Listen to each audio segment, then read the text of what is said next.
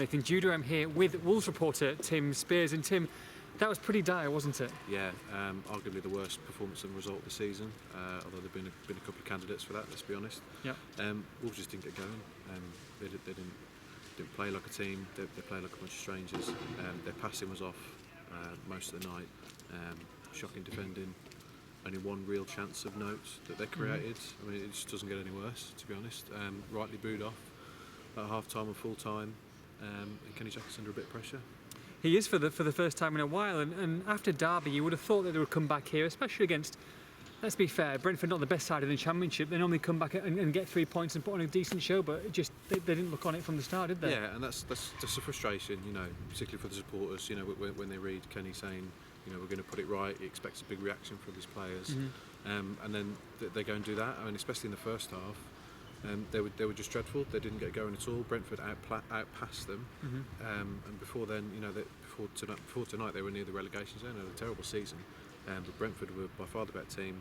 They worked harder, which is a pretty damning indictment on a Kenny Jackett team, and not something you could have said at many points over the past couple of years. So you just don't know where it's come from, really. It's just gone wrong from front to back. I think a lot of things have been have built up over the past couple of years. And it's all kind of coming to a head now, so we've got a lot of work to do. Things improved slightly in the second half. He made a couple of changes early on. Sheojo, it's frustrating, isn't it, really, when he starts? He's maybe not as good. He's a really impact player off the bench, but I mean, where do you see him at the moment? Well, I mean, I wrote a piece about this the other day. They just haven't sorted out the left winger position at all. I mean, you know, 12 league games in, and they haven't got a first choice or an obvious, you know, left midfielder. I mean, it's really poor. On Sunday, Jed Wallace did very little and was taken off after about 50-60 minutes. And tonight it was exactly the same, but with Sheojo instead, so he was taken off. So there's a real lack of balance in the team there. He's chopping and changing a lot. He got rid of Price tonight, which was well a bad decision, you have to say. Brought in Cody, he's changed the left midfield again. He'll have to change things again on Saturday because Dominic Orff is now suspended. Leaving him with four fit senior defenders, which is again it's just absolutely shocking. They've got four fit defenders, senior defenders, and 2 strikers, with Brighton and Bakari as their backup striker.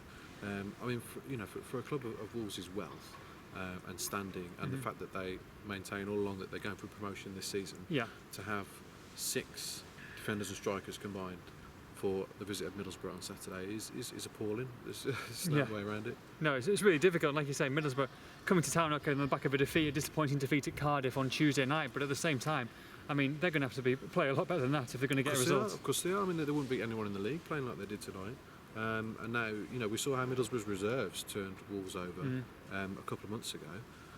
So what's going to happen on Saturday? I mean, it would be typical Wolves, of course, to turn things around, and you know, will be typical of Wolves to turn things around against a big team, and put on a good performance and beat Middlesbrough. It would just be typical of them. But they've got a lot of work to do, and then they've got Birmingham away the week after, and you've got to say, you know, Jackett's under a bit of pressure, and he's got to pull a result out of the bag, with a depleted squad, a despondent crowd, and the season going nowhere. They're going to have to pull it out of the bag from somewhere on Saturday. Absolutely they do. Disappointing night at Molineux, and for all the post-match reaction, make sure you log on to expressandStar.com.